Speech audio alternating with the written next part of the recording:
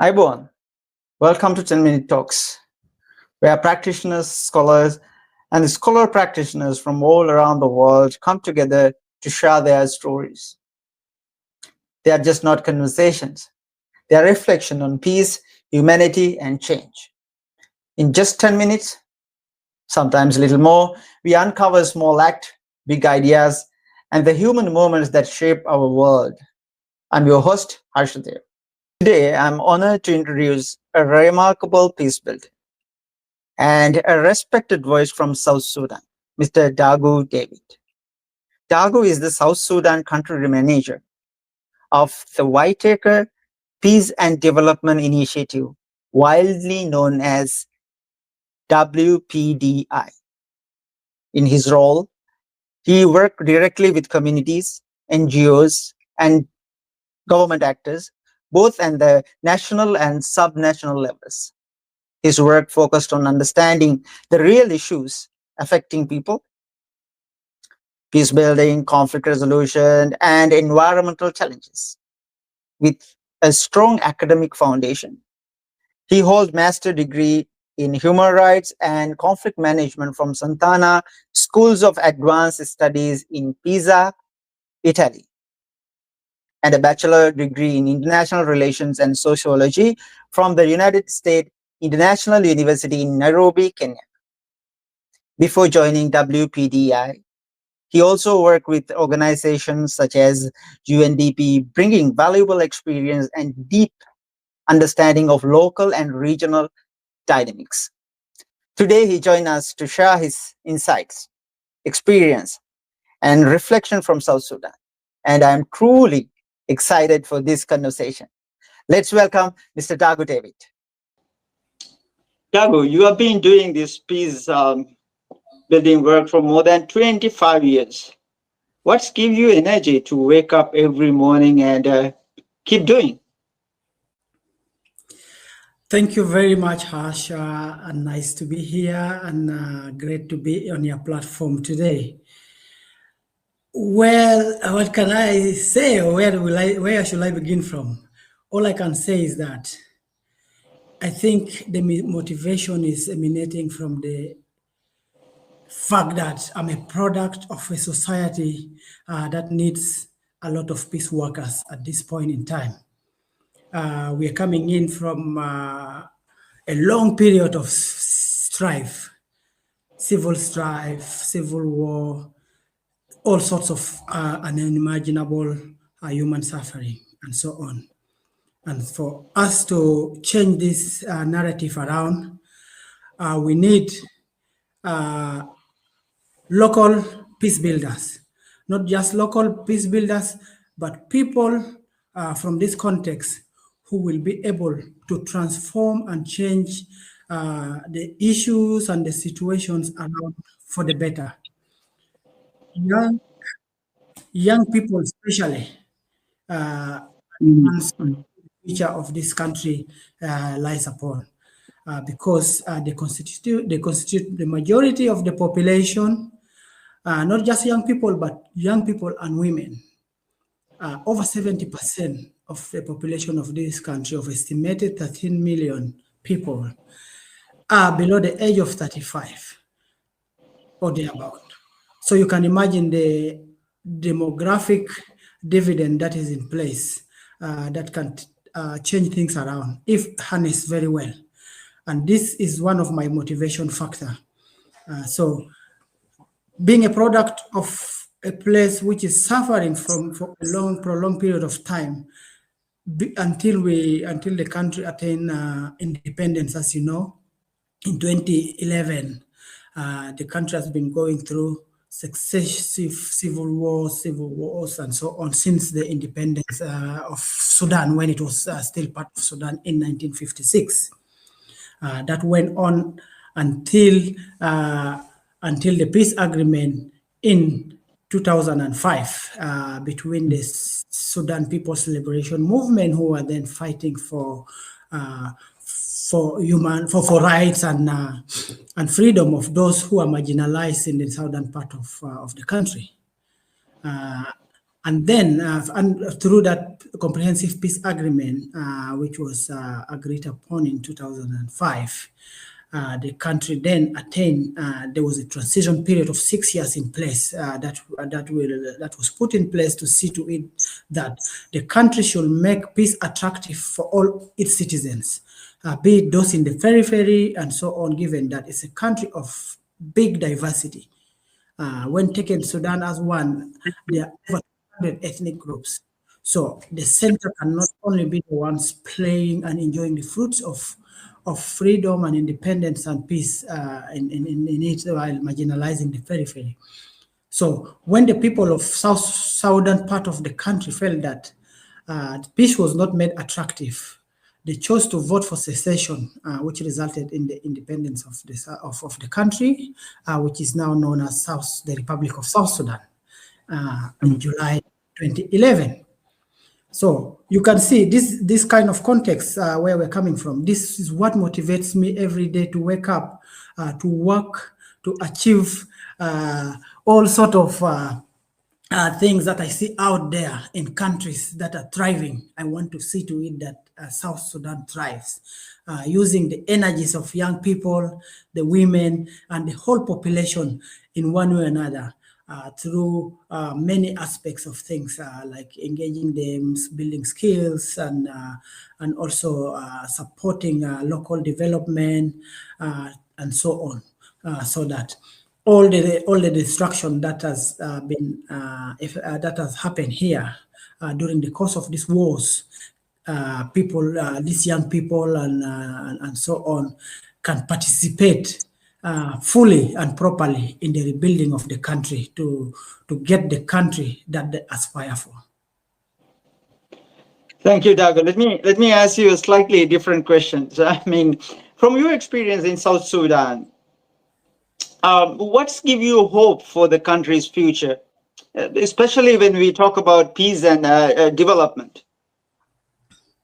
What gives me hope for the future of this country is that young people, or let me say everybody, despite the disillusionment of peace dividend taking so long to be attained, is that they still are so much motivated and inspired to push to get what they think their country deserves to be like. So with that in place, you see that people, despite all of this and that, are pushing on to make sure that the country gets back to its feet and move forward in a proper way. So when you look left, right, and center, despite all of the suffering, obviously, that you see here and there are also very many good success stories of young people waking up, going to farms, starting small businesses, providing services in the far-flung areas of the country which are cut off from mainstream services and things like that, and bringing service nearer through their initiatives, entrepreneurship initiative, businesses, farms, working in one way or another, and doing peace outreaches, and encouraging their peers not to engage in deviant behaviors and so on. So with all of these kind of things in place that you see all over the country and so on, you see that there's a big hope for things to go right. Yes, there's difficulties. We have a long transition that has been going on here. We have had internal conflicts that have happened here. There's fragmentation between different parties here and there, pushing on for power and to see to it that democracy takes hold in the country. And because of these different contradictions internally, we have had a civil conflict that happened in 2013, and a peace was put in place, and that again unraveled in 2016. And then we have now a peace agreement that was signed in 2018, which is supposed to lead a transition period to a democratic election. However, the implementation of this 2018 peace agreement is still faltering, and so on. But with all of that, people still think that this is the only hope for this country to move forward in a better way. So you can see that different actors in the country, different groups, civil society, political parties, just the common people, want that this holds. And we hope that the political actors will come to their senses and see to it that this important vehicle that they have, which is the 2018 peace agreement, can be nurtured to lead the country out of this transition that has been going on for a while now, so that a fully democratic election is held, and with many other aspects of things like a proper, fully fledged constitution and so on in place, so that institution building can start in harness with equal participation of everyone, so that people can have confidence in their system, people can participate fully in their system, and with that, then a whole consensus can be built around the programs of government in place, so that development work can be seen fully moving, insecurity can be eradicated, and so many ills that are currently afflicting the country can be achieved. And of course, as you know, we are also in a very volatile region. Geopolitically, we have a conflict in the Sudan now, which is raging and displacing so many people into the country, coming in as refugees. All of these have pressures. We have climatic issues affecting different communities in this country. There's flooding raging, which has inundated some areas of the country for so many years now, which means people have been dispossessed from their livelihood, displaced. These are realities of this serious danger that is being wrought onto people by the climate impact and so on. So many things are there to be done, and people are motivated to do so. But all we want is a proper, peaceful, and stable country to enable all of these different aspects of things to be addressed, and equal participation and proper processes are in place to enable people to achieve all of these aspirations that they have for the country. So I have a big hope that with what we are doing under the Whitaker Peace and Development Initiative, in a small way, we are contributing to sort of pacifying spaces, areas, impacting knowledge building, skills building, and so on, so that young people participate in their localities, in mitigating violence, in engaging in or convening dialogues, as well as helping in conflict resolution, while also participating, creating conducive space and an environment to allow their initiatives in business and so on to flourish. And with that, it will lead in one way or another to the development of their localities, and then with that, it expands to the whole place. So there's a big hope. Excellent. Dagu, we both know this field is challenging, but also incredibly rewarding. You have come a long way in this in your journey. What advice would you give to particularly young people who wanted to get involved in peace and development? I think what young people need is guidance, role models, mentorships, skill buildings to fit. That is fit for purpose, to enable them enter into spaces, and that fits the current times. You know very well how we are right now, being easily outpaced by technology and so on. So we need to also update these young people to be able to ensure that the skills that they attain are fit for purpose with the times that we are in currently.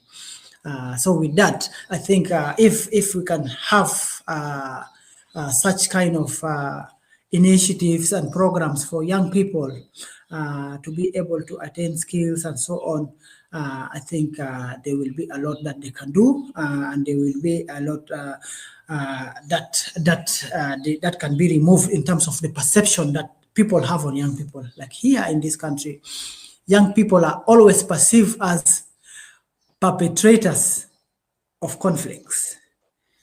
Yet sometimes, actually, from what we see, they are actually victims of these conflicts, because it is the adults normally who initiate conflict, who bring in conflict, then recruit young people because of ignorance and so on, to be able to participate in their wars, in their conflicts, and so on.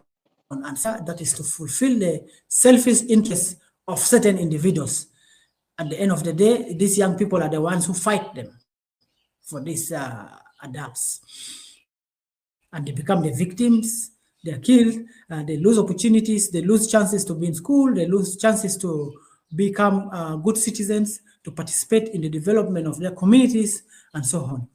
So when you look at our country, when I was telling you earlier that we have gone through successive wars since 56 until 2005, when the Comprehensive Peace Agreement was reached, you see that when you count that, so many generations of young people lost the chance and opportunity to attain proper mainstream education. So with that, we have huge number of uneducated people who are currently now adults and so on. So our hope now is that this current one are given the opportunity to attain education and so on. And for those that are not, that lost that chance or missed the chance to attain education, we give them again another chance through trainings, fast-track skills building to enable them fit in the current job and labor market. There's huge opportunity of that in this country, where then there's a big gap between the skill set of people and the available jobs and things that they can do. And this is what we want to bridge. We want to bridge that gap. To bring those that have lost this kind of opportunities to be able to then enter into the different sectors of our labor market and so on. And with that, I think that this is what we can do. Mentorship, guidance, and support in skill building of young people. Thank you, Dagu. It was truly a pleasure to talking with you. Thank you. Thank you very much.